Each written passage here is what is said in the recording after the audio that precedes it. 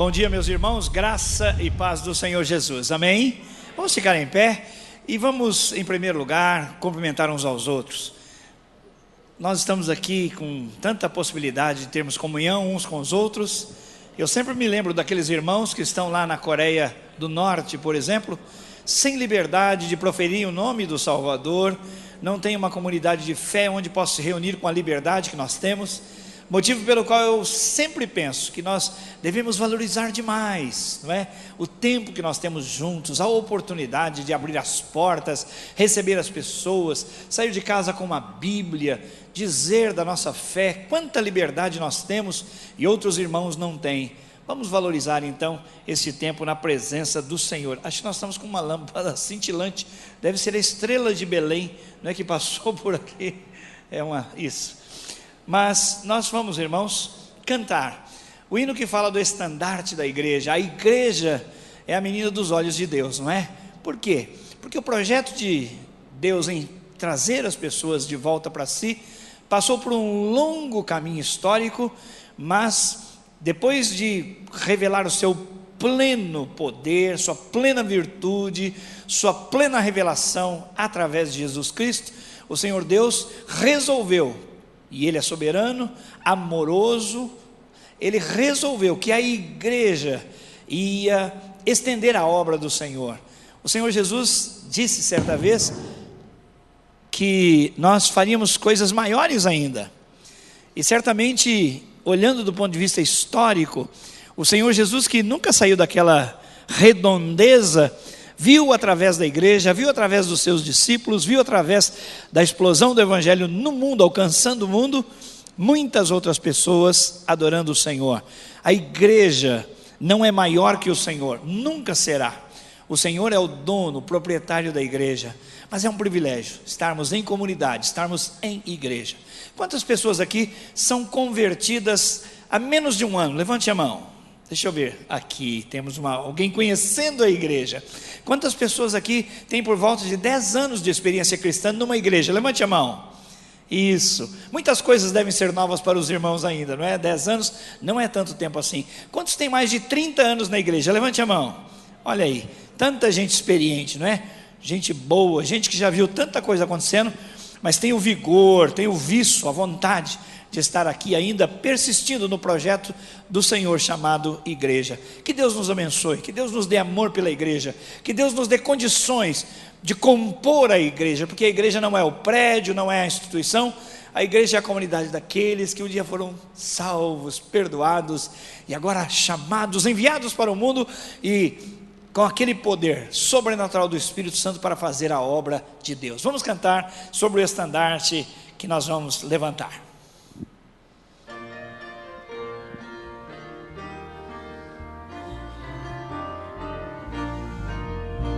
O estandarte desta igreja levantemos sem temor. Ela é mãe amada, esposa do bendito Salvador. É Jesus o comandante verdadeiro que a conduz. Somos nós os seus soldados,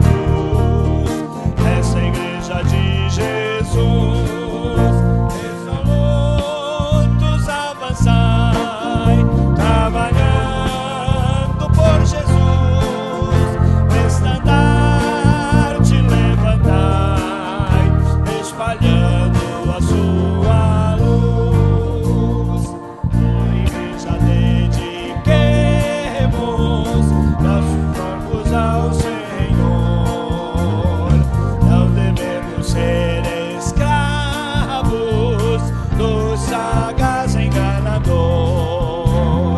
As riquezas são nos dadas pela eterna mão real, e o Senhor do céu observa se fazemos bem ou mal. Resolutos avançar, trabalhando por Jesus, estandarte levantai, espalhando a sua luz.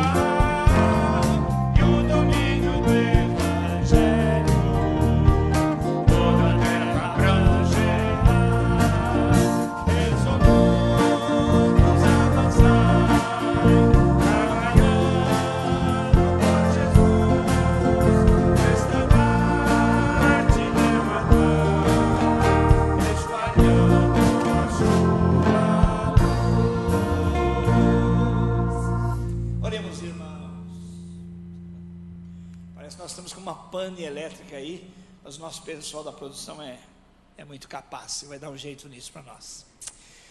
Paizinho, é maravilhoso saber que nós fazemos parte do teu projeto amoroso. O Senhor nos escolheu desde a eternidade, isso é mistério para nós, é encanto para nós. E o Senhor, através de Cristo, nos deu a grande oportunidade, única, Senhor, por único caminho, conhecer o Senhor. Aleluias, o Senhor nosso Deus, o Pai. Glórias a Ti, Senhor. Glórias ao Filho, porque Ele deu a si mesmo, abriu mão de tudo para representar-nos ali na cruz, levando o nosso pecado, pois Ele não tinha pecado algum. Glórias ao Espírito Santo, amado Espírito, que abriu a nossa mente em entendimento e revelou-nos a pessoa do Pai, do Filho e o seu amor. Aleluias. E estamos agora como igreja do Senhor. Que honra, que privilégio, que distinção, Senhor. Que responsabilidade, meu Pai, de estarmos aqui trazendo este nome sobre nossas vidas. E nós queremos nos alegrar em Ti, queremos agradecer e queremos pedir perdão, porque temos sido falhos em tantos momentos, em tantos pensamentos, em tantos ideários. Meu Deus, tem misericórdia de nós, ajuda-nos a olhar para a Tua palavra, mediante a ação do Teu Espírito, e conformar a nossa vida na vida que o Senhor desejou para nós, como igreja, como povo de Deus, sal e luz nesta terra. Obrigado pelos irmãos e irmãs que aqui estão, Senhor, aqueles que não puderam vir, aqueles que estão em viagem. Tem misericórdia de nós, mais uma vez nos abençoa, para que prestemos culto ao Senhor. Nós nos juntamos a toda a sua criação, meu Deus, que adora o Senhor pela simples razão de existir e funcionar segundo o teu mandado. Pai, muito obrigado. Senhor, oramos pelos nossos irmãos que estão em países de dificuldade para a expressão da sua fé. Quantos irmãos têm pago com a vida, meu Pai, só porque te conhecem, só porque não podem abrir mão de proferir a fé no Senhor Jesus Cristo. Oh Deus, tem misericórdia, tem misericórdia. Eu me lembro daquele irmão da China que esteve aqui conosco há alguns anos e disse: orem por nós, não orem para que não haja perseguição. Nós não queremos que cesse a perseguição, mas que sejamos fiéis, que permaneçamos fiéis. Pai, que fé amadurecida em relação à minha fé, em relação à fé de tantos no Brasil, uma fé utilitarista, Senhor. Vimos a Tua casa, buscamos a Sua presença, pensando no que nós vamos receber. Muito mais do que adoração, temos petição. E por isso pedimos perdão, Deus. Tem misericórdia de nós, recebe o louvor, a glória, a honra que merecem o Teu nome. Te agradecemos então, porque estamos aqui juntos e louvamos o Teu nome em Cristo Jesus. Amém e amém. Pai, eu quero me lembrar agora também do Dani, o irmão da Tua serva, que foi alvo, ó Deus, daquele assalto terrível no domingo passado, e que foi baleado, ó Deus, e encontra-se agora sob os Teus cuidados. Obrigado porque o Senhor lhe preservou a vida, mas há uma luta muito grande, Pai, com a sua saúde agora, com a sua restauração.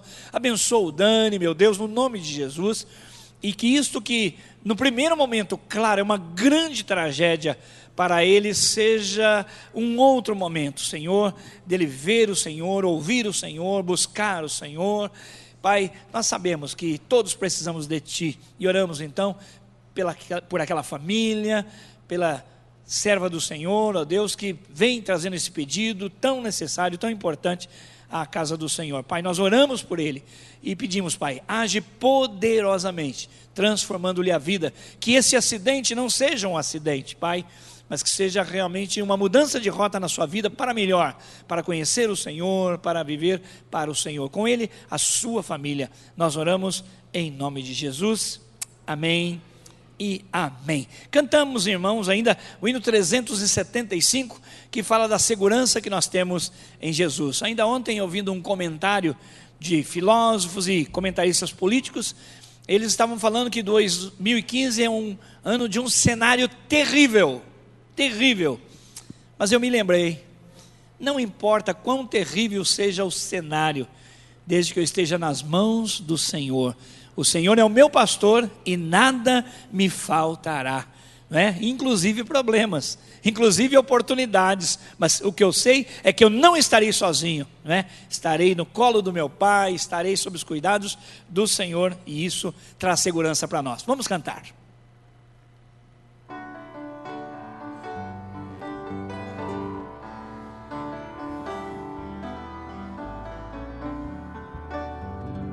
Vivo feliz, pois sou de Jesus, e já desfruto o gozo da luz.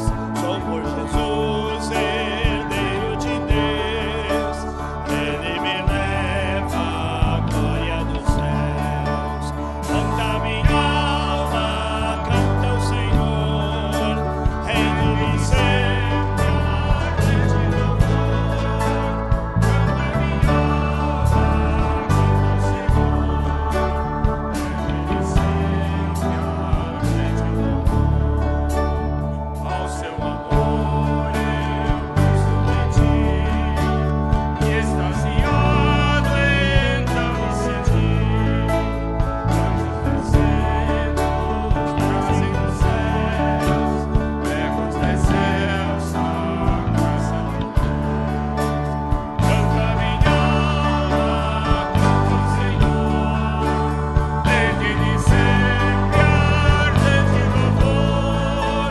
Canta minha alma, canta o Senhor, desde sempre ardente louvor. Sempre me regozije, meu Salvador, esperançoso da luz, pela vontade de Deus. Canta minha alma, canta o Senhor, desde sempre ardente louvor. Canta minha alma, canta o Senhor, desde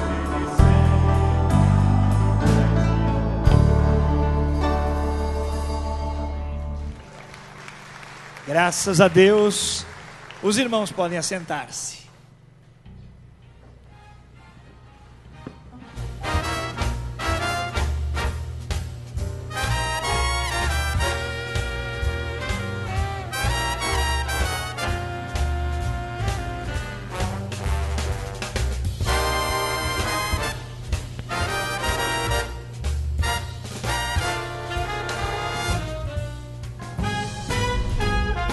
Olá, seja bem-vindo à Primeira Batista. Está no ar o nosso último informativo de 2014.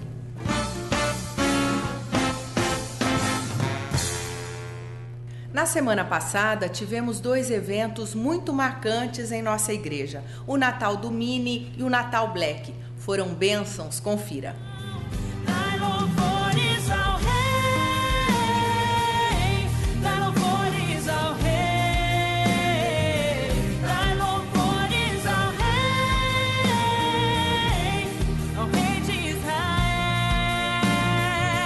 dai louvores ao Rei, dai louvores ao Rei, dai louvores ao Rei,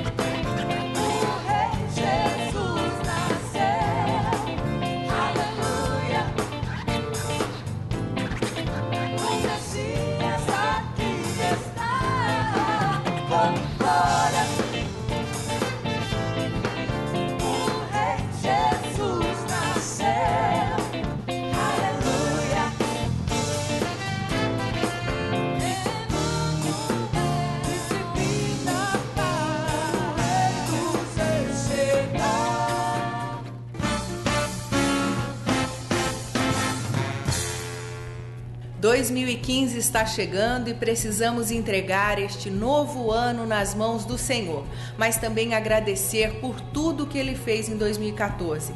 Para isso, convidamos a todos para o nosso culto da virada, onde faremos tudo isso juntos, como corpo, como família de Deus. Louvor, adoração, palavra, testemunho e muito mais aguardam você e sua família aqui. Marque na sua agenda nesta quarta-feira, dia 31, às 22 horas, aqui no templo. E atenção! Por conta dos eventos e programações especiais, algumas atividades estarão suspensas. Confira. No dia 30, terça-feira, não haverá Tadel. No dia 31, quarta-feira, não haverá quarta nobre. Durante todo o mês de janeiro e fevereiro, não haverá vigílias de oração às sextas-feiras, nem os cultos de oração que acontecem de segunda a sexta-feira às 7 da manhã, e nem os cultos Sexta da Bênção que acontecem às sextas-feiras às 15 horas. Porém, as reuniões de células continuam normalmente sem interrupção. O nosso informativo termina aqui. Se você ficou com alguma dúvida, por favor, entre em contato conosco. Nosso telefone é o 3041-4444 e para rever essas e outras notícias, veja o seu boletim ou acesse o nosso site primeirabatista.org.br. E lembre-se, somos uma igreja apaixonada por Deus e por pessoas. Deus te abençoe.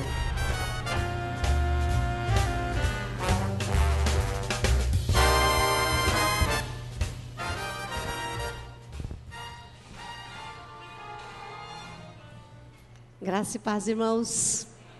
Bom estar mais uma vez com os irmãos e compartilhar o que as crianças estão aprendendo lá em cima. No mês de dezembro, todos os anos, nós repassamos com as crianças a história do nascimento de Jesus. Isso é muito importante, até porque a nossa cultura ela é muito forte, claro, né? E não é uma cultura cristã, né?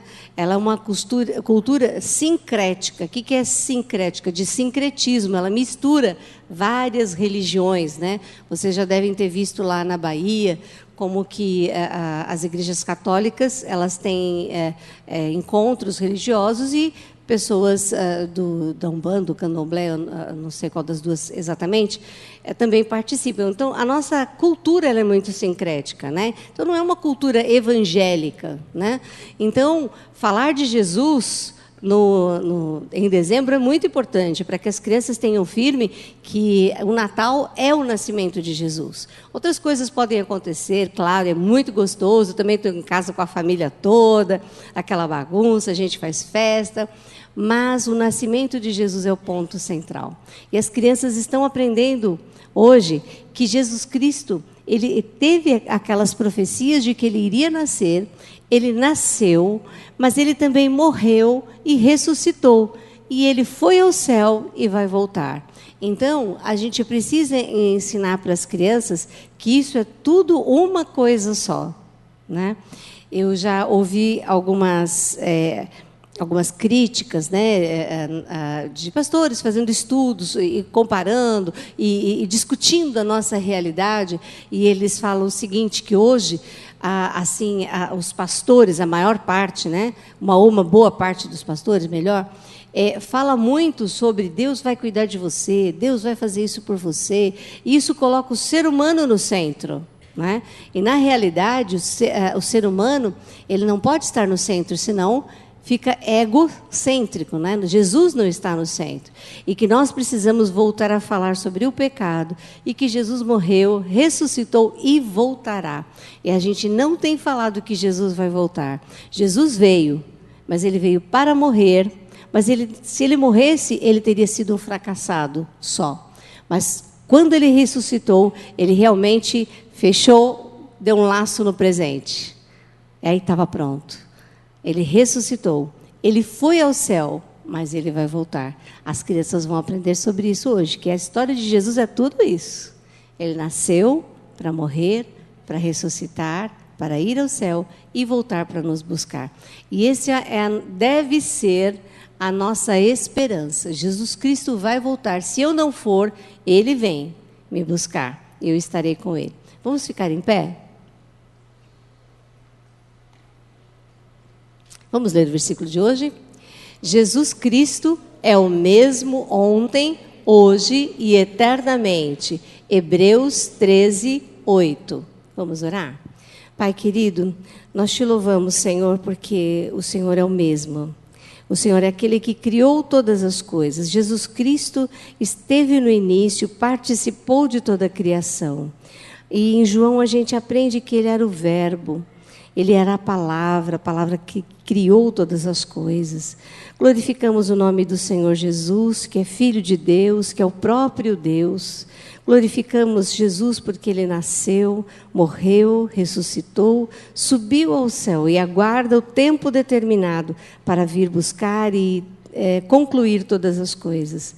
Nós te glorificamos, Senhor, porque temos a Tua palavra que nos fala essas coisas, que nos lembra disso e faz com que a gente não se desvie nem para a direita nem para a esquerda. Ó Deus, ajuda-nos a amarmos cada vez mais a Tua palavra, porque ela que garante que a gente não entre em heresias. Ó Deus, nos ajuda, Senhor, para entendermos a Tua palavra através do Teu Espírito Santo, Senhor. Que Ele nos ensine, ó Pai, nos mostre o que o Senhor realmente quer para nós. Nós queremos que as crianças também, ó Deus, compreendam essas coisas, que o Senhor Jesus veio, morreu, ressuscitou e vem para nos buscar, porque esse é o objetivo maior de Deus. Ó Pai, nós colocamos os nossos facilitadores nas Tuas mãos, ó Pai, para que eles possam, ó Deus, ensinar essas verdades com alegria, Deus, assim, cheios de Ti, Senhor, para que as crianças também amem essas verdades, para que as crianças também esperem a volta de Jesus Cristo, anseiem por ela, Pai, e que a gente nunca fique, ó Deus, tranquilo e satisfeito com a vida que estamos aqui, mas que a gente sempre almeje, ó Deus, a volta do Senhor Jesus. Nós te pedimos isso em nome de Jesus. Amém. É incrível, né? A gente tem que fazer em nome de Jesus? Aí dá certo, né? Hoje eu não fiz. Vamos receber as nossas crianças, os pré-adolescentes, depois as crianças.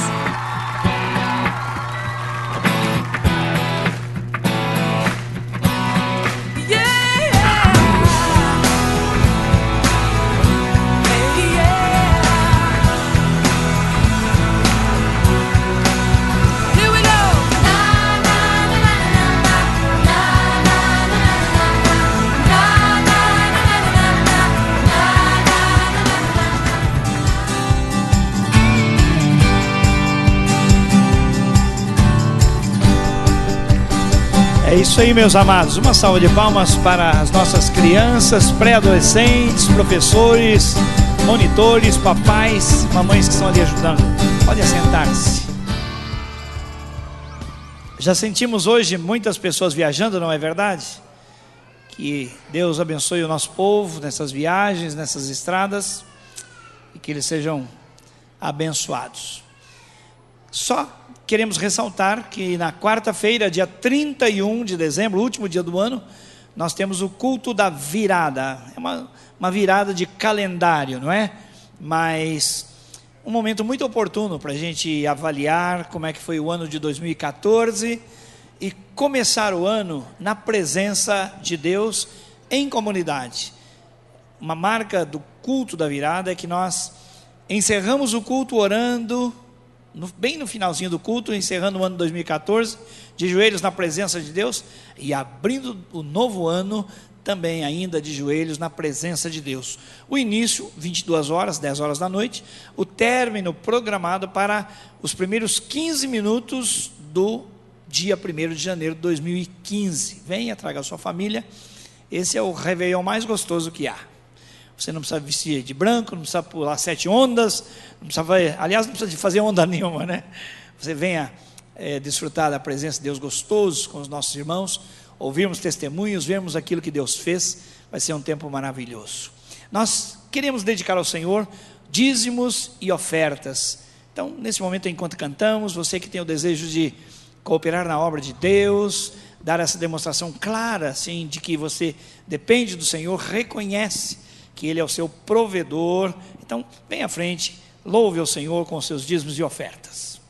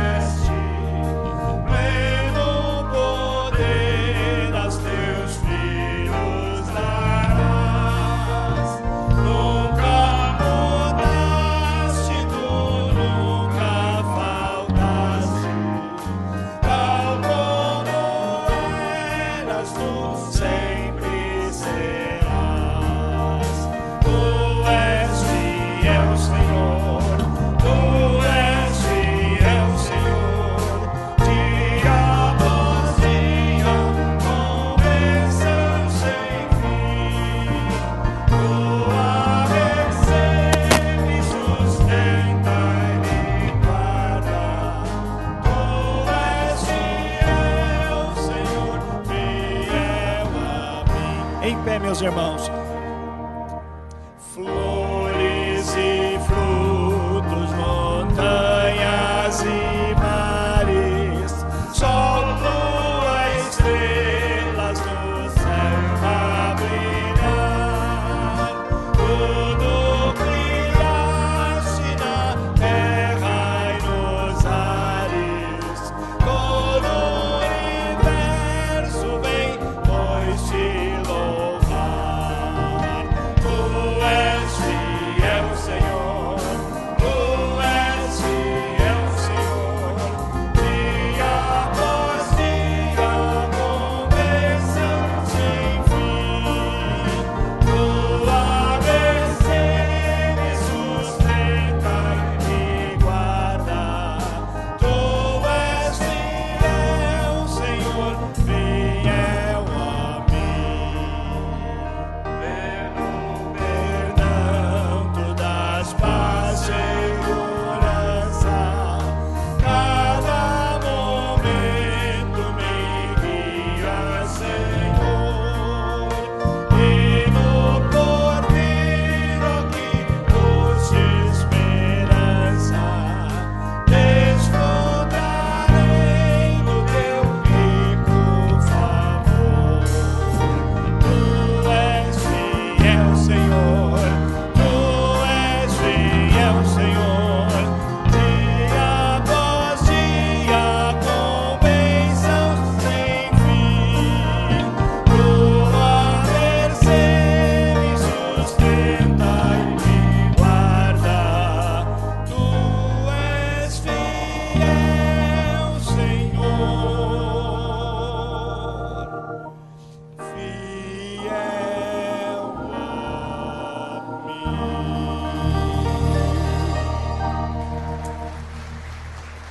Levante a sua mão e diga: Senhor, muito obrigado, porque o Senhor é fiel.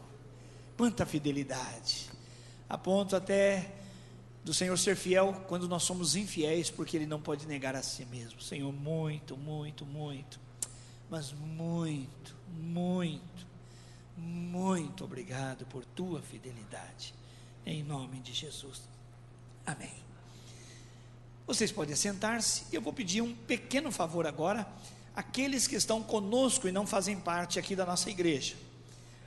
Especialmente nos meses de férias, as pessoas costumam, não é, visitar parentes, e é muito comum termos aqui entre nós irmãos, membros de outras igrejas em cidades e outros estados, até às vezes de outros países, que estão aqui para verem os seus amigos. Mas não é só esse o caso, há outras pessoas que são visitantes também aqui mesmo da cidade. E se você é um nosso convidado nessa manhã, não é membro da nossa igreja, queria pedir um favorzinho de você ficar em pé só um pouquinho, para a gente ver você e cumprimentar você. Onde estão os nossos? Uma salva de palmas. Olha quantos irmãos. Saímos dos nossos lugares, meus irmãos. Olha, muito cuidado, quanto mais cuidado melhor. Aquela senhora não foi cumprimentada, uma, duas pessoas. Gente, sempre estejam, por favor, atentos aos nossos convidados, eles são muito importantes, né? Nós queremos que eles tenham assim uma impressão bem gostosa e verdadeira do nosso cuidado e do nosso amor. Amém. Glórias a Deus. Sejam bem-vindos mesmo. Para aqueles que não conhecem esse varão valoroso aqui, é nosso filho, não é? Desde há muito tempo. O Yuri nasceu no dia 4 do mês 4 do ano de 84. Era uma quarta-feira. E ele ficou no quarto andar do hospital, no quarto 404. O CPF dele começa com 004 e termina com 4. E quase colocamos o nome dele de editor 4. Mas, e o nome dele tem 4 letras também, Yuri com Y. Que Deus te abençoe, filho. Graça e paz, amém? Bom dia, Feliz Natal. Pouco atrasado, né, mas gostaria de convidar você a abrir a sua Bíblia na carta de Paulo aos Efésios, capítulo 6. Efésios 6, nós vamos ler os versículos 18 a 24. Efésios 6, 18 a 24. Você pode deixar aberto aí nesse texto, nós logo vamos ler, mas antes eu gostaria de orar mais uma vez.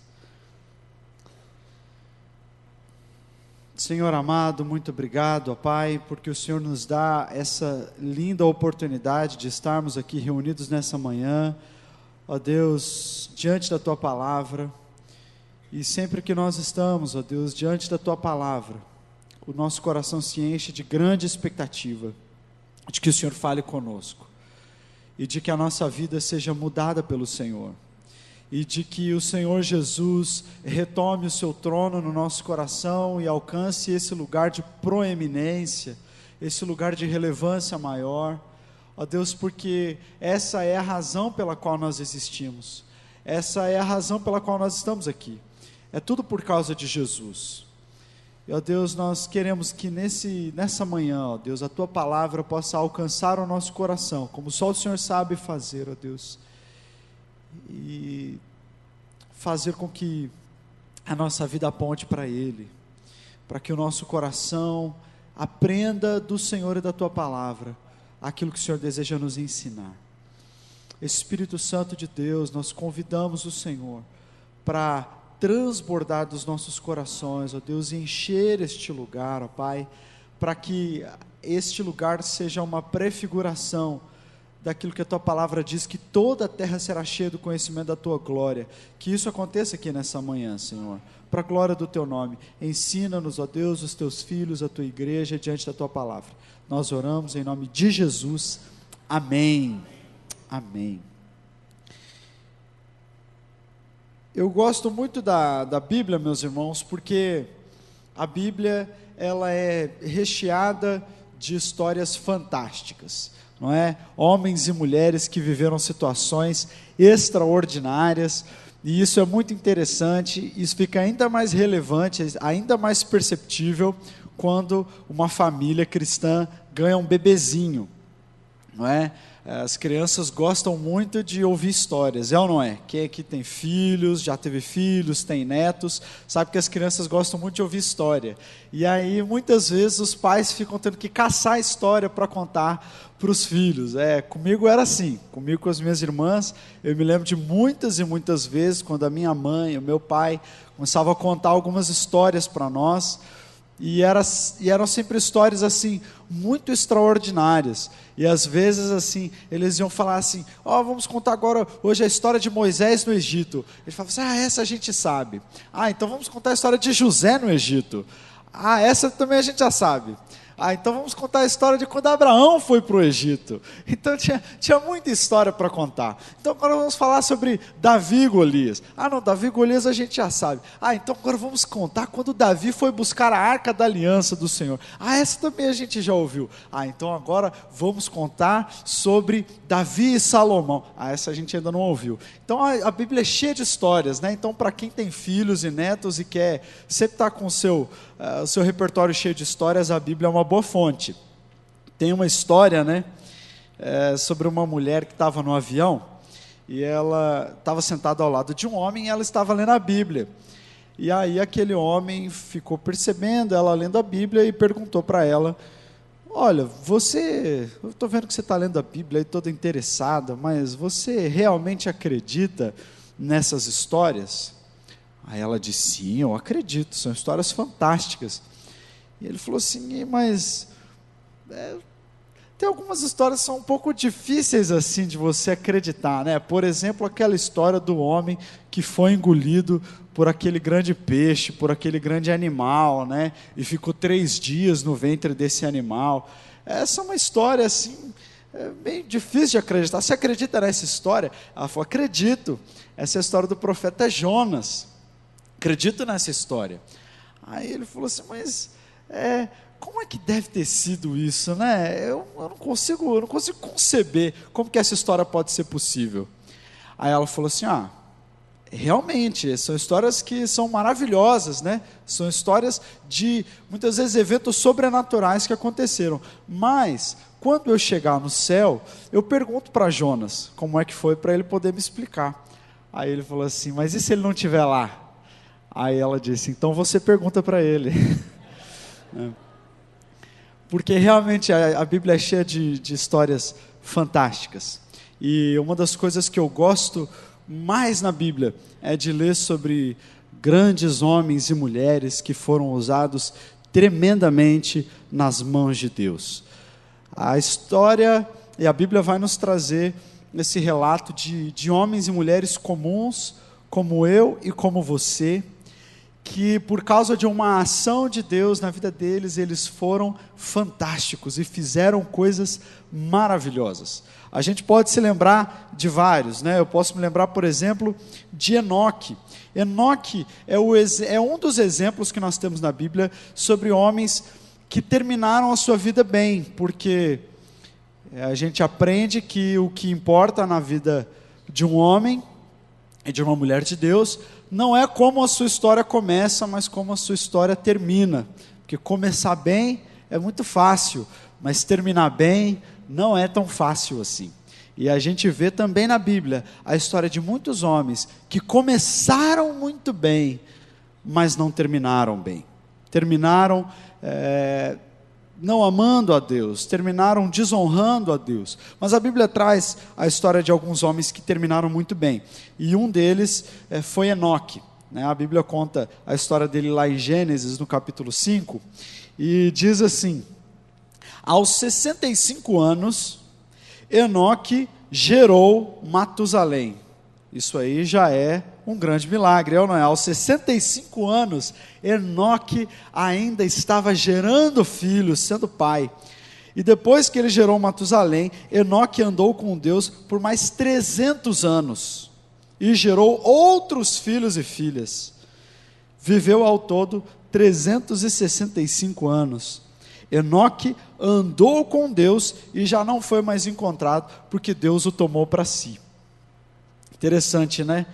Enoque andou com Deus, Enoque foi tão íntimo de Deus, e eles caminharam juntos, até um dia em que foram procurar Enoque, e ninguém mais encontrou Enoque, porque Deus tomou Enoque para si. Eu fico imaginando a amizade de Enoque com Deus. Eu imagino todo o papo que eles tiveram durante 365 anos.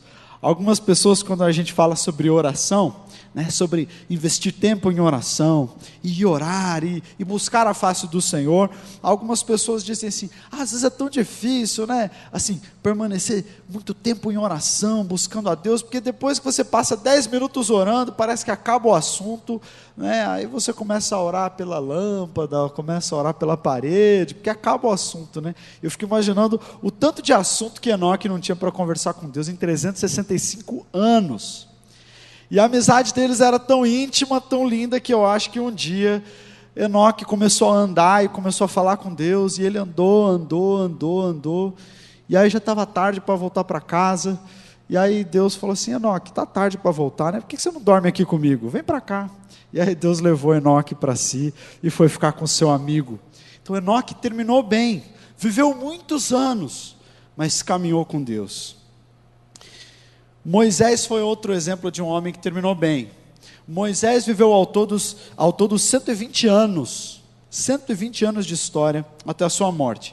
E em Deuteronômio 34 também a gente vê uma ilustração, um retrato de como Moisés terminou a sua vida muito bem. Diz assim: Moisés, o servo do Senhor, morreu ali em Moabe, como o Senhor dissera, e Deus o sepultou em Moabe, no vale que fica diante de Bet-peor. Mas até hoje ninguém sabe onde está o seu túmulo. Moisés tinha 120 anos de idade quando morreu. Todavia, nem os seus olhos, nem o seu vigor se enfraqueceram. Tem uma outra versão da Bíblia que diz assim: apesar dessa idade, Moisés enxergava perfeitamente e era forte como um rapaz. Uau, 120 anos! Estava conversando com um amigo outro dia, né, que vai chegando o fim do ano às vezes, até a gente que assim, que é mais jovem ainda, a gente vai se sentindo um pouco cansado assim no fim do ano, né? Parece bateria de computador, já aquela bateria mais antiga, que não carrega tão rapidamente, né? Então, Mas olhar para a vida de Moisés e ver que depois de 120 anos ele ainda era forte como um rapaz. Qual que é o segredo desses homens, hein? Será que era alguma coisa que tinha na água naquela época? Será que é alguma coisa da alimentação desses homens, da prática de vida deles, que fazia com que eles terminassem tão bem a sua história? Quantos aqui querem terminar bem a sua vida, assim como eles? Eu também, meu irmão, eu também. Tem um outro homem, melhor amigo de Josué, o nome dele era Caleb, e ele foi um dos líderes do povo que seguiu Moisés e entrou na terra prometida. Ele também foi um homem que terminou muito bem. Em Josué, no capítulo 14, nós lemos assim: os homens de Judá vieram a Josué e Gilgal, e Caleb, o filho do Quenezeu Jefoné, lhe disse: você sabe o que o Senhor disse a Moisés, homem de Deus, lá em Cades Barneia, sobre mim e sobre você. Eu tinha 40 anos quando Moisés, servo do Senhor, enviou-me de Cades Barneia para espionar a terra. E eu lhe dei um relatório digno de confiança. Mas os meus irmãos israelitas que foram comigo fizeram o povo desanimar. Eu, porém, fui inteiramente fiel ao Senhor, ao meu Deus. E nessa ocasião em que eles tinham ido espionar a terra, ele disse: a gente pode entrar na terra. Eu sei que existem gigantes que habitam naquela terra, eu sei que é difícil entrar naquela terra, mas Deus nos deu aquela terra, então nós podemos possuí-la, na força do braço de Deus. Mas aí as pessoas desanimaram, falaram: senão vai ser muito difícil, e a gente não sabe lutar, a gente nem tem um exército tão bem treinado, como que a gente vai invadir uma terra dessa cheia de homens valentes? Vai ser muito difícil. Mas ele não desanimou, e depois de 40 anos, ele volta para Josué e disse assim: pois bem, o Senhor manteve-me vivo como ele prometeu, e foi há 45 anos que Deus disse isso a Moisés, quando Israel caminhava pelo deserto. Por isso estou aqui hoje com 85 anos de idade. E o sonho do seu coração ainda não tinha morrido. Caleb, 85 anos de idade, Caleb. Está na hora assim você dar uma esticada, descansar. Não está na hora de guerrear, de entrar na batalha, de lutar com o gigante. 85 anos de idade. Já está na hora assim de você curtir um pouco mais, de você descansar. Mas olha o que ele diz no verso 11. Assim eu estou tão forte como no dia em que Moisés me enviou. Tenho agora tanto vigor para ir para a batalha como eu tinha naquela época. Dê-me, pois, a região montanhosa que naquela ocasião o Senhor me prometeu. Na época você ficou sabendo que os Enaquins, que eram gigantes, viviam lá com as suas grandes cidades fortificadas. Mas se o Senhor estiver comigo, eu os expulsarei de lá, como ele me prometeu. As cidades que Caleb queria tomar eram as cidades mais difíceis dessa ocupação, porque eram cidades que ficavam fortificadas em cima de montanhas. E quem conhece sobre estratégias de batalha, estratégias de guerra, sabe que aquele que está mais alto tem vantagem, porque tem maior raio de visão. E aqueles gigantes moravam nos altos dos montes, e uma das estratégias para deter os exércitos que subiam pelas montanhas era rolar grandes pedras, grandes rochas montanha abaixo para se proteger. Então era um lugar muito difícil de se ocupar, mas Caleb, com 85 anos de idade, ainda estava cheio de vigor, cheio de coragem e queria possuir aquela montanha. Outro exemplo de um homem que terminou muito bem a sua caminhada, e isso é muito importante para nós, porque nós estamos em diversas etapas da nossa vida aqui hoje. Nós temos pessoas aqui que já se assemelham um pouco mais a esses homens e mulheres de Deus que viveram toda a sua vida com Deus. Alguns de nós estão começando, alguns de nós estão no meio da caminhada, mas todos nós precisamos nos avaliar constantemente, para ver como nós estamos terminando a cada ano que passa, para que a gente se coloque, se coloque na balança, para a gente ver se realmente nós estamos terminando bem ou não. Mas Paulo foi um outro exemplo de homem que passou muita perseguição, que sofreu muito na vida, mas terminou bem.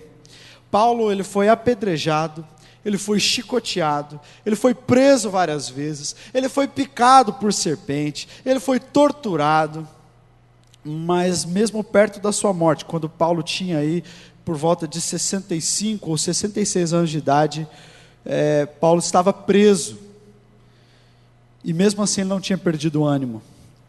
Quando ele escreveu a segunda carta ao seu discípulo Timóteo, ele ensinou para encorajar Timóteo, para ensinar Timóteo, para dar uma palavra de ânimo, de encorajamento para o seu discípulo, mesmo perto da morte, mesmo estando preso, mesmo já cansado, Paulo não tinha perdido o ânimo. E lá em 2 Timóteo 4,6 ele diz assim: eu já estou sendo derramado como uma oferta de bebida, que é um sacrifício que já está perto de ser feito. Está próximo o tempo da minha partida, mas eu combati o bom combate, terminei a corrida e guardei a fé. Agora me está reservada a coroa da justiça, que o Senhor, o justo juiz, me dará naquele dia, e não somente a mim, mas a todos os que amam a sua vinda. Paulo, nessa ocasião em que ele escreve a Timóteo, ele estava cansado, preso e sozinho, mas ainda assim, ele continua ensinando, continua ministrando, continua motivando a nova geração. Um jovem Timóteo de 30 anos, de diferença de idade, 30 anos mais novo, e Paulo estava ensinando ele a permanecer em todas as situações, firme na fé e na obra de Deus, e Paulo terminou muito bem. Mas como é que a gente faz isso? Como que é possível viver tanto tempo e terminar tão bem? Qual é o segredo de Enoque de andar 365 anos com Deus? Qual foi o segredo de Moisés de começar a etapa mais difícil da sua vida aos 80 anos? Algum tempo atrás, alguns anos atrás, o pastor Gilson estava falando sobre projetos muito lindos de Deus para a nossa igreja, e ele disse assim: eu estou pedindo para Deus os melhores 20 anos da minha vida, agora. Isso é muito lindo. Qual é esse segredo desse ânimo, dessa força de homens como Caleb, que com 85 anos de idade ainda estavam comprando briga com gigante? Como pode um homem tão sofrido como Paulo, no fim da vida, estar tão animado, tão encorajador, tão cheio de expectativas sobre aquilo que Deus ia fazer na vida do seu discípulo? Eu acredito que nós podemos aprender alguns princípios com Paulo, nesse texto que nós temos aberto aí, de Efésios. Eu acho que tem alguns princípios que nos ensinam como que nós podemos terminar bem, não só viver a nossa vida muito bem, mas terminar bem. Então vamos ler Efésios 6, a partir do verso 18. Paulo está escrevendo aqui nessa ocasião para a igreja de Éfeso, uma igreja que ele amava muito, o lugar onde ele ficou por mais tempo, em todas as igrejas que Paulo plantou, foi lá em Éfeso, ficou muito tempo lá, e ele escreve assim: orem no Espírito em todas as ocasiões, com toda oração e súplica. Tendo isso em mente, estejam atentos e perseverem na oração por todos os santos. Orem também por mim, para que quando eu falar, seja-me dada a mensagem, a fim de que destemidamente eu torne conhecido o mistério do Evangelho, pelo qual sou embaixador preso em correntes. Orem para que, permanecendo nele, eu fale com coragem, como me cumpre fazer. Tíquico, o amado irmão e fiel servo do Senhor, lhes informará tudo, para que vocês também saibam qual é a minha situação e o que eu estou fazendo. Enviei a Tíquico a vocês, por essa mesma razão, para que saibam como nós estamos, e para que ele os encoraje. A paz seja com os irmãos, e amor com fé, da parte de Deus, Pai, e do Senhor Jesus Cristo. A graça seja com todos os que amam ao nosso Senhor Jesus Cristo, com amor incorruptível. Amém? Você percebeu quantas vezes nos primeiros 2 versículos que nós lemos, versículo 18 e versículo 19, quantas vezes Paulo falou sobre oração? Quantas vezes Paulo usou a palavra oração ou orem? Isso é um dos segredos quando a gente vai estudar um texto bíblico. Quando a gente percebe uma palavra que se repete várias vezes, é muito provavelmente uma ideia central. É algo muito importante para se notar. Ele diz: orem no Espírito em todas as ocasiões, com toda oração, com toda súplica. Tendo isso em mente, estejam atentos e perseverem na oração por todos os santos. Orem também por mim. 5 vezes em 2 versículos, Paulo fala sobre oração. Porque o primeiro princípio para se viver bem e para se terminar bem é ser forte em oração. Nunca parar de orar. Um dos segredos para uma vida cheia da presença de Deus, uma vida cheia de milagres, uma vida de amor ao Senhor, uma vida de relacionamento com Deus, é uma vida de oração. Esse é o primeiro princípio. Essa é a primeira característica que nós percebemos no apóstolo Paulo. Como que nós terminamos bem? Nunca parando de orar. Há uma prioridade na oração. Paulo usa esses termos e ele fala uma palavra também muito importante. Ele diz assim: orem por todos os santos, orem por mim e orem por todos os santos. Todos estejam em oração por todos, o tempo todo. Isso é muito lindo. Nós precisamos orar em todas as fases da nossa vida. A oração é algo que todo cristão pode fazer. A oração é uma guerra onde cada um de nós é um guerreiro. E não importa a nossa idade, não importa a época da vida que você esteja, não importa os anos de caminhada que você já teve até aqui, se você conheceu a Cristo há pouco tempo, ou se você já caminhou toda a sua vida dentro da igreja, a oração é uma batalha onde todos são igualmente fortes, onde todos podem lutar. Algumas pessoas podem olhar e falar assim: uau, eu me lembro quando eu era adolescente na igreja, ou quando eu era jovem, que eu tinha tanto ânimo, eu estava em tudo. Eu já estou assim, começando a entrar nessa fase, né? Porque eu vejo assim, às vezes, o pessoal assim, mais jovem que eu, dançando e fazendo as coisas. Eu falei: gente, eu já participei de um grupo de dança aqui na igreja. Você pode imaginar? Quem me conhece há menos tempo, não me imagina dançando. Até eu que me conheço há muito tempo, não consigo mais me imaginar dançando, né? O dia que eu falei para o pessoal da dança que eu já tinha dançado, eles ficaram meio que rindo, eles não sabiam se eu estava falando sério ou não. Eu falei: meu Deus, eu já dancei, eu já fui em grupo de evangelismo na praça, quando eu era adolescente, jovem, criança, e era grupo de coreografia, e era grupo de teatro, e era fazer rapel, fazer as coisas, e eu fala assim: meu Deus, hoje eu estou envolvido em tantas outras atividades, né? E às vezes algumas pessoas falam assim: puxa vida, acho que já passou o tempo do meu envolvimento, né? Assim, eu já não tenho mais tanto ânimo, tanta força para me envolver como um dia eu já me envolvi. Mas na oração a gente pode se envolver sempre. Na oração a gente é sempre útil. Alguém que está sempre orando, é alguém que está antenado, é alguém que não parou na história, mas é alguém que está constantemente ganhando visão do que Deus está fazendo no mundo, é alguém que está constantemente participando daquilo que Deus está fazendo na história.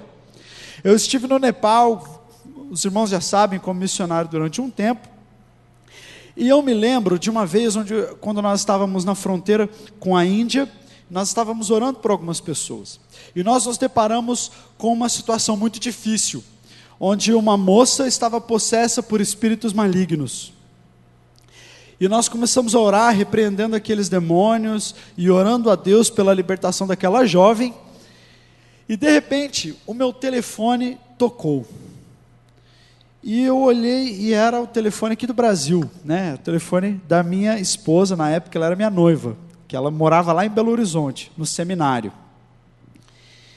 E nós estávamos naquela situação, cheia de opressão, parecia que o inferno estava lá em peso, e a gente estava orando por aquela jovem, e quando eu atendi o telefone, a Carol, ela falou assim: amor, onde você está? E eu falei: eu estou num vilarejo aqui na fronteira com a Índia, no sul do Nepal, e ela, ao fundo, ela podia ouvir, né, os gritos e aquela coisa toda, e ela falou assim: eu ouvi a gente orando em português, em inglês, em Nepali, eu só consegui ouvir os gritos. Ela falou assim: o que está acontecendo? E eu disse, olha, nós estamos orando aqui por uma moça que está possessa por demônios. E ela falou assim, eu estou orando por vocês, porque eu entrei no meu quarto aqui para orar, e eu comecei a interceder daqui do Brasil, de Belo Horizonte, por vocês aí no Nepal. E eu comecei a sentir uma opressão demoníaca muito grande aqui. E o diabo soprou no meu ouvido e disse assim, eu vou matar o Yuri e aqueles meninos, agora. E ela falou assim, naquele momento eu sabia que tinha uma batalha espiritual acontecendo, porque nós estávamos naquele momento expulsando demônios. E ela falou assim, eu senti que vocês estavam precisando de oração, e eu sabia que isso que o diabo falou era uma mentira, que o Senhor não vai te levar, porque a gente ainda precisa casar. Estou brincando, ela não falou isso, mas com certeza ela pensou, não, você não vai matar ele, precisa casar ainda. Mas ela chamou as outras moças do seminário, e elas começaram a orar, e foram parceiras de oração nossa naquela hora, e aquela moça, graças a Deus, foi liberta. Como que alguém do outro lado do mundo pôde ser tão participativo naquilo que estava acontecendo no Nepal? É assim que nós podemos participar daquilo que Deus está fazendo. Não interessa onde você está, não interessa a fase da sua vida, quando você dobra os seus joelhos e se coloca diante de Deus, Deus ainda usa a sua vida poderosamente, como se você estivesse cheio do vigor da vida, como se você estivesse realmente ali nas trincheiras do Evangelho, lutando pela causa do Senhor. Então quem permanece firme em oração, permanece jovem, permanece sendo usado pelo Senhor, permanece vivendo grandes coisas. E esse é o primeiro conselho que nós percebemos nas palavras de Paulo. A oração, ela faz isso com a gente. Ela nos mantém alertas e positivos. Ela nos deixa focados e atentos naquilo que Deus está fazendo. E uma coisa muito importante acontece também quando a gente ora. Acontece que nós começamos a prestar atenção nas outras pessoas e não somente em nós mesmos. Isso é muito importante para quem quer terminar bem. O segundo conselho que nós temos aqui nos versículos seguintes, versículos 19 e 20, seja corajoso. Paulo diz assim, orem também por mim, para que quando eu falar, seja-me dada a mensagem, a fim de que destemidamente eu torne conhecido o mistério do Evangelho, pelo qual eu sou embaixador preso em correntes. Orem para que, permanecendo nele, eu fale com coragem, como me cumpre fazer. Paulo estava preso injustamente, né? Eu não sei se alguém aqui já foi acusado de alguma coisa injustamente. É muito ruim, não é? Nosso coração fica pesado, fica cheio de justiça própria, muitas vezes fica cheio de desejo de vingança, mas Paulo está dizendo, não, eu quero que o Senhor me dê coragem. Orem para que o Senhor me dê coragem, orem para que eu cumpra aquilo que Deus me chamou para fazer. Paulo não estava murmurando, Paulo não estava reclamando de tudo que estava acontecendo, ele nunca reclamou. Você nunca vai dizer Paulo dizendo assim, orem para que o Senhor cure, né, os meus tornozelos, os meus pulsos, está tudo tão difícil, estou ferido, estou machucado, orem para que eu seja liberto, porque é muito ruim ficar nessa prisão. Você não vai ver Paulo falando isso. Pelo contrário, ele disse, existem coisas mais importantes do que as minhas limitações físicas. Existe algo mais importante do que se eu estou aqui nessa prisão ou não. Existe algo mais importante. Eu preciso estar cheio de ousadia para falar do Evangelho. Eu preciso estar cheio de coragem. É para isso que eu fui chamado, para falar de Jesus com coragem, para fazer o Evangelho conhecido entre as pessoas. Eu preciso de coragem, é isso que eu devo fazer. Não é interessante isso? Por que você acha que Paulo está pedindo por coragem? Às vezes a gente pensa no apóstolo Paulo, né, como aquele varão destemido, poderoso, que falava e acontecia e fazia grandes milagres, e era, uau, o apóstolo Paulo, né? A gente até enche assim a boca para falar do apóstolo Paulo, como se ele fosse alguma espécie de super-homem, mas ele não era. Ele realmente precisava de coragem, assim como nós precisamos de coragem. E ele era sincero. A gente vê lá em 1 Coríntios capítulo 2, ele mesmo falou assim, foi com fraqueza temor e muito tremor que eu estive entre vocês. Será que é isso mesmo? Que Paulo sentia essas coisas? Realmente, ele passou por algumas situações, e lá no começo da segunda carta aos Coríntios, ele fala assim: olha, aconteceram algumas coisas e nós chegamos a desesperar da própria vida. Já imaginou o apóstolo Paulo desesperado, com medo de morrer? Mas mesmo assim, ele sabia que ele precisava de coragem, por isso que ele pede por coragem. E as pessoas precisam de um modelo de coragem, principalmente os jovens de hoje em dia. Não dê ouvidos ao inimigo quando ele disser que ninguém mais quer saber de você, ou de que a sua vida já está, caminhando para o fim, e que por causa disso eu vou cuidar das minhas coisas, eu não tenho mais nada a ensinar à nova geração. Pelo contrário, Paulo, ele disse: orem para que eu, permanecendo nele, eu fale com coragem, como me cumpre fazer. Então, nós precisamos de coragem.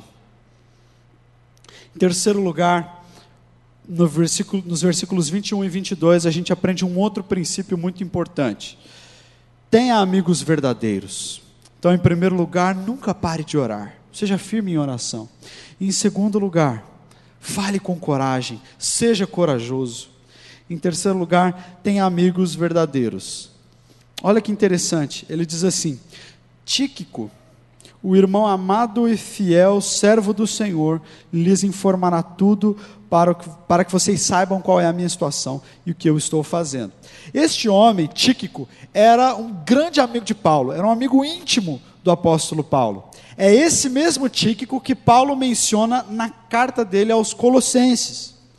E Tíquico, ele não estava preso junto com Paulo, mas ele ficava ali dando assistência ao apóstolo Paulo, até porque nessa ocasião Paulo não estava preso num calabouço, num presídio, nada assim, como ele esteve em Filipos, por exemplo. Aqui Paulo estava preso na sua própria casa, em Roma. Era uma prisão domiciliar, e um guarda estava acorrentado a Paulo. Então Paulo, ele tinha permissão do imperador para receber visitas, e Tíquico era o cara que ficava lá visitando, cuidando das necessidades de Paulo. Era um grande amigo. A amizade deles foi tão profunda que Paulo confiou em Tíquico para que Tíquico levasse as cartas que o apóstolo escrevia para as igrejas. Isso é muito precioso, ter amigos profundos, amigos verdadeiros. Paulo diz assim: enviei-o a vocês por essa mesma razão, para que saibam como estamos e para que ele os encoraje. Você precisa de amigos, eu preciso de amigos. Nós precisamos ter amizades profundas, e a cada dia que passa nós devemos procurar cultivar mais e mais amizades verdadeiras. Nós precisamos levar esse conselho a sério.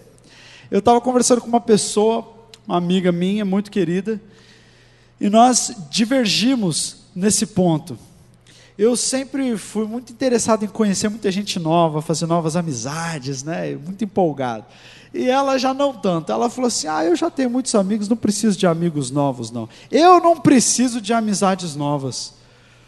Aí eu falei para ela assim: mas existem muitas pessoas que precisam da sua amizade. Talvez você realmente nem precise, no sentido que você já tem muitos amigos, mas existem pessoas que precisam de amizades muito boas, amizades edificantes, e você poderia ser uma amiga muito importante para muitas pessoas.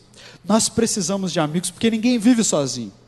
Esses dias eu estava conversando com a minha esposa sobre a importância dos amigos, e eu tenho constante contato com alguns amigos que eu fiz no seminário, que a gente morou junto, 2 anos da nossa vida, e depois fomos para o campo missionário juntos.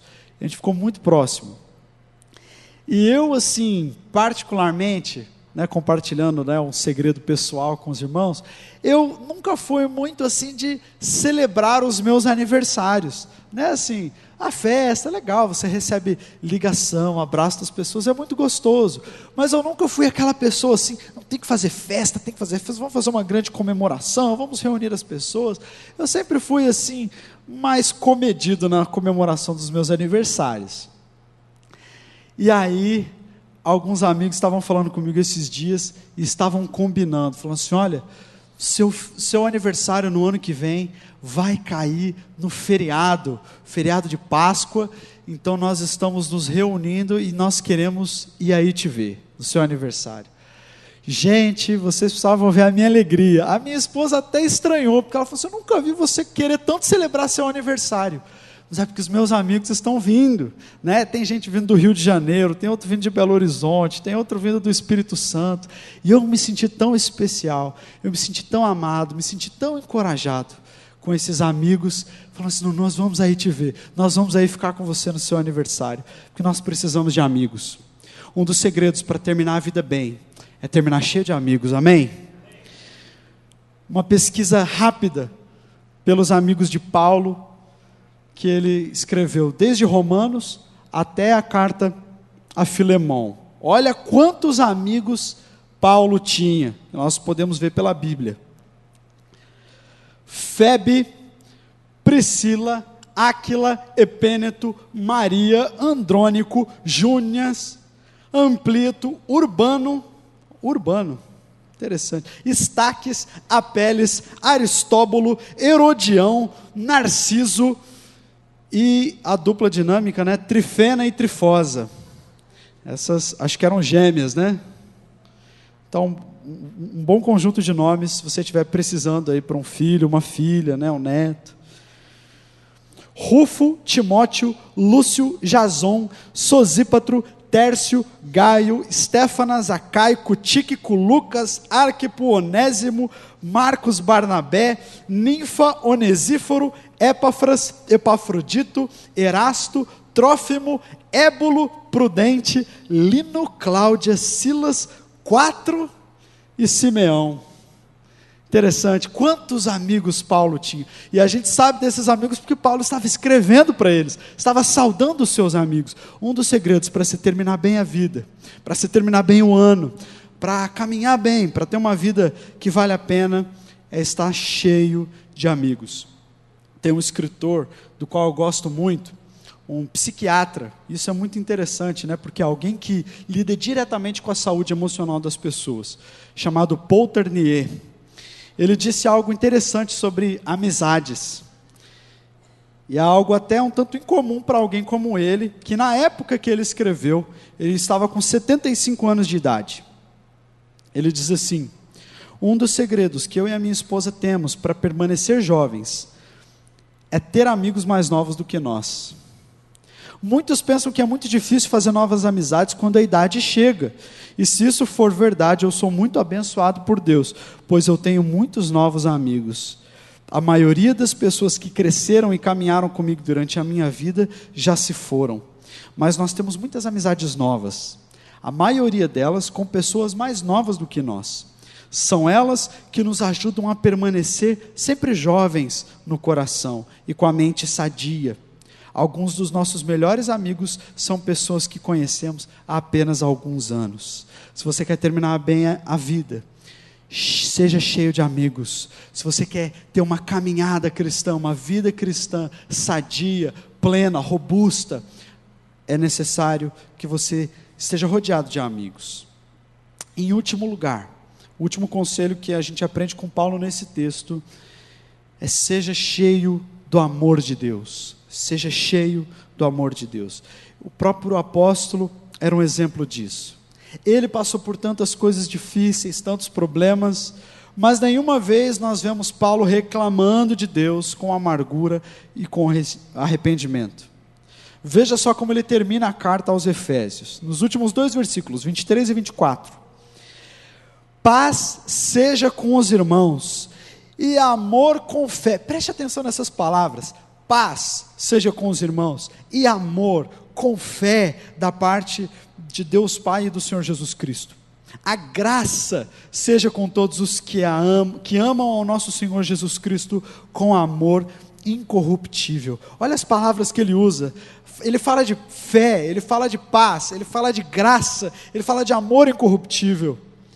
Lembre-se que quando Paulo escreveu isso, ele ainda estava preso. E qualquer um de nós, como nós já falamos, estaria chateado por estar preso injustamente. Mas o coração de Paulo estava cheio de amor por Deus. Por isso ele era capaz de orar e dizer palavras como graça, paz e amor. Ele sabia que Deus tinha um propósito, mesmo nas coisas ruins, mesmo nas adversidades da vida, mesmo em estar preso injustamente, Deus tinha um propósito. Por isso o coração de Paulo não se esvaziou da essência e permaneceu cheio de amor. Porque Paulo sabia que Deus conhece todas as coisas. Ele jamais perde o controle. Saiba de uma coisa, você está hoje exatamente onde Deus quer que você esteja. Quando as coisas não acontecem da forma como nós queremos ou como nós planejamos, a gente geralmente fica triste, chateado e frustrado. Mas isso não acontece com Deus. Deus está sempre no controle das situações. Então não permita que ocasiões, que circunstâncias roubem você do privilégio de ter um coração cheio de gratidão o tempo todo, cheio de graça, cheio de amor, cheio de palavras doces, cheio de palavras amáveis, cheio de sentimentos afáveis para com as pessoas. A vida, na verdade, ela é muito sagrada para nós acalentarmos no nosso coração sementes que não foram plantadas por Deus. Quantas vezes na nossa vida a gente percebe alguns sentimentos, algumas coisas que Deus não plantou? Estava conversando com uma pessoa outro dia, e ela estava falando de uma situação, de uma palavra que ela recebeu há um tempo atrás e que machucou muito ela, e aí ela ficava com aquilo lá no coração e permanecia tão ferida. E eu falei para aquela pessoa, falei, meu irmão, Deus não plantou essa semente. Não foi Deus que fez isso para que você se sentisse como você está se sentindo. Deus não plantou essa semente, portanto, não regue. Pare de regar essa semente, pare de cultivar esse ressentimento, pare de cultivar e de trazer à sua memória aquilo que não te dá esperança, porque Deus é o suficiente para nós, a graça de Deus nos basta, e se ela nos basta, nós podemos ter um coração cheio de gratidão, cheio de perdão, cheio de abraços, cheio de sorrisos. Porque se a gente quer terminar bem a nossa caminhada, se a gente quer terminar bem o nosso ano, a gente precisa estar com o coração livre, a gente precisa estar cheio de amor, ter o coração cheio de amor por Deus. É muito interessante a gente refletir sobre isso, principalmente nessa carta de Paulo aos Efésios. Por quê? Alguns anos depois, essa igreja recebeu um ultimato profético do profeta João. E Deus dizia a essa igreja: olha, vocês viveram coisas muito boas, vocês aprenderam muito, vocês foram muito excelentes em várias coisas, mas uma coisa eu tenho contra vocês: vocês abandonaram o primeiro amor. Uma igreja que teve Paulo por 2 anos ali ensinando, uma igreja que teve Timóteo depois, como seu pastor, uma igreja que o apóstolo João conheceu tão bem, teve tantos bons mestres, bons pastores, mas perderam o amor. Nós não podemos chegar no final da vida e perder o amor. Talvez nesse ano de 2014 você tenha aprendido muitas coisas, você tenha aprendido grandes lições para a sua vida, tenha tirado grandes aplicações, mas o que é que diz se você está terminando bem esse ano ou não? Qual é o termômetro se você está terminando esse ano em vitória ou em derrota? É o amor pelo Senhor. Esse é o grande termômetro da nossa vida. Meu querido, de uma certa forma você pode ter aprendido grandes coisas, você pode ter crescido em muitas áreas, você pode ter conquistado coisas maravilhosas, mas se você está terminando esse ano amando menos o Senhor Jesus, então esse ano está terminando mal. Por outro lado, se nesse ano você passou por muitas lutas, você está ainda passando por muitas lutas, foi um ano muito difícil, de muita oração, de muita perseverança, mas você está terminando o ano amando mais o Senhor Jesus, então você está terminando bem. Porque no final das contas, a nossa vida, ela pode ser uma ascendente em várias áreas, uma ascendente financeira, uma ascendente emocional, mas se o seu amor por Jesus está numa descendente, isso é uma grande derrota. Porque quando você chegar diante do Senhor nos céus, aquilo que Deus vai olhar no teu coração é: qual é o lugar que ocupa o meu filho na sua vida? Qual é a sede que você tem por ele? Qual é o amor que você tem? Qual é o grau? Qual é o nível? Será que você se aprofundou no amor pelo Senhor? Ou será que a vez que você mais amou a Jesus foi quando você se converteu? E depois dali, você foi se acostumando com Jesus, se acostumando com a igreja, se acostumando com a sua palavra, e as outras coisas foram se tornando os seus alvos, né? Aquilo que você queria galgar e conquistar, e Jesus foi ficando em segundo plano. A grande vitória da nossa vida é quando, a cada novo dia, nós temos mais fome e mais sede do Senhor Jesus do que no dia anterior. É quando nós estamos cheios de amor pelo Senhor. Se você quer terminar bem esse ano, estamos a poucos dias, né, do fim do ano, e você quer aprender a viver bem a sua vida, é importante que o Senhor Jesus ocupe cada vez mais e mais espaço no seu coração, que você ame Jesus acima de todas as coisas, amém? Então 4 conselhos que Paulo nos dá para nós terminarmos bem o ano, terminarmos bem a nossa vida, caminharmos e termos uma vida cheia de Deus. Nunca pare de orar, seja corajoso, tenha amigos verdadeiros e seja cheio do amor de Deus em todo o tempo, amém? Vamos fechar os nossos olhos, vamos orar. Feche seus olhos, agradeça ao Senhor por ter a oportunidade de ouvir uma palavra tão própria, tão cheia da palavra de Deus. Quando o Senhor nos fala pela sua palavra, nós nos calamos. Quando nós recebemos pelo Espírito de Deus a palavra, o nosso coração se acalma, é desafiado. Quando recebemos pelo Espírito de Deus a palavra, somos lavados nela, purificados nela, preparados para uma nova etapa. E que coisa boa, receber uma palavra de Deus para encerrar o ano, assim, de maneira tão clara, orar, ter coragem que vem de Deus, buscar essa coragem em Deus, ter amigos, pessoas próximas, desenvolver relacionamentos que nos façam sair de dentro da nossa casinha interior, do nosso mundinho, e sermos cheios do amor de Deus. A marca de Deus é o amor, a marca dos discípulos é o amor, e deve ser então a nossa marca também. Pai querido, eu recebo particularmente a tua palavra no meu coração, cheia de estímulo, Pai. O Senhor conhece o coração de cada um de nós. O Senhor sabe o que eu falava ao Senhor, ajoelhado hoje ao lado da minha cama, qual era o meu pedido, minha súplica, meu rogo, minha fome, minha sede e necessidade. E o Senhor me traz uma palavra tão prática, tão orientadora. Eu te agradeço porque o Senhor usou o teu servo, Pai. Te agradeço porque eu tive a oportunidade de, juntamente com os meus irmãos, parar a agenda desta manhã para cultuar o Senhor, para viver relacionamentos aqui com os irmãos na fé, para receber a sua palavra e ser estimulado por ela. Aleluias, louvado seja o teu nome, que coisa maravilhosa. Tudo isso é fruto do teu amor, da tua extrema generosidade e paciência comigo e com os meus irmãos. Grava, Senhor, pelo teu Espírito, esta fórmula bíblica, poderosa, Senhor, para encerrarmos bem, não só o ano, mas a nossa vida.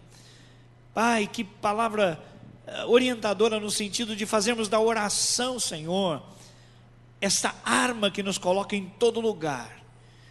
Não interessa se ricos ou pobres, com escolaridade ou não, com sucesso ou insucesso profissionais, mas que arma poderosa, orar e fazer diferença.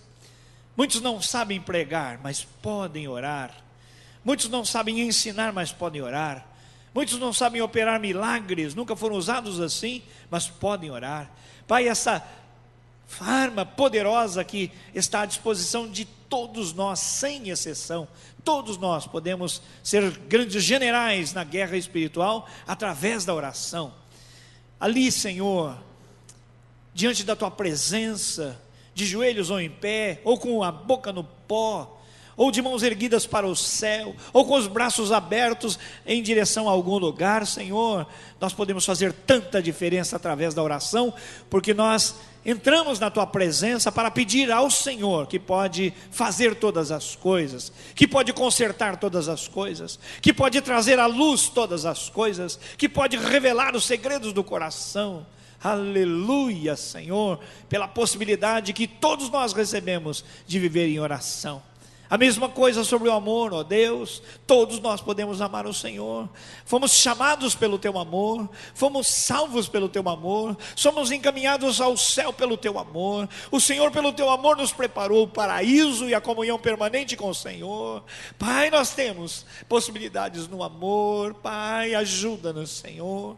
Senhor, amigos, o Senhor encheu a nossa família de pessoas, o Senhor nos deu vizinhos, amigos no trabalho, gente na igreja, há tantas pessoas que precisam da nossa amizade, Senhor. Talvez, como disse o Teu servo, nós não tenhamos tanta necessidade de receber, mas com certeza tantos precisam receber, Pai, um abraço, um aperto de mão, um sorriso, uma ligação, meu Deus. Oh Pai, ajuda-nos. E para realizar todas estas coisas, a coragem, Pai, coragem que nós não temos, mas o Senhor disse ao Teu servo Josué: ser forte, ser corajoso, eu sou contigo, eu prometo e cumpro. Olha para a minha palavra, seja diligente em observar, em obedecer, sem sair para a esquerda ou direita, mas ser corajoso, eu te mandei. Eu confirmo, eu te mandei, Pai. Esta palavra vem do céu para mim, vem para a igreja, vem para todos nós, e nós celebramos o Teu maravilhoso nome, e pedimos que o Teu Espírito grave isso em nós, que o Teu Espírito gere em nós agora, Senhor, a realidade espiritual que recebemos nesta manhã.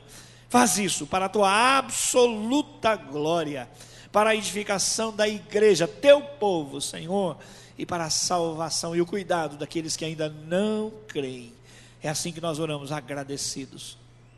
Que a graça do nosso Senhor e Salvador Jesus Cristo, o amor maravilhoso e perdoador do Pai, a comunhão, consolação, poder sobrenatural do Espírito Santo, seja sobre o Teu povo aqui e agora e em todo lugar, hoje e sempre. Oramos em Cristo, amém e amém. Aplauda o Senhor nosso Deus. Que palavra maravilhosa. Esta é a palavra de Deus, irmãos, a palavra de Deus, e é nela que nós recebemos provisão e recurso. Vamos ficar em pé. Queria que o Yuri, não é, o pregador dessa manhã, fosse lá para a porta central. Nós temos duas portas, mas a porta central ela é mais interessante para a gente ver as pessoas, abraçar as pessoas. Queria convidar você a sair pela porta central, lembrando então que estamos aí diante de um novo ano, grandes desafios, 2015, o ano do discipulado, um ano de muitos desafios, muitas bênçãos, muito crescimento. O ano do discipulado rumo à maturidade, ao crescimento na graça e na fé no nosso Senhor Jesus Cristo. Vai na graça, na misericórdia e na paz. Você que é nosso convidado, seja muito bem-vindo, muito obrigado. Leva um abraço nosso lá para o seu pastor, em nome de Jesus. Amém. Deus abençoe.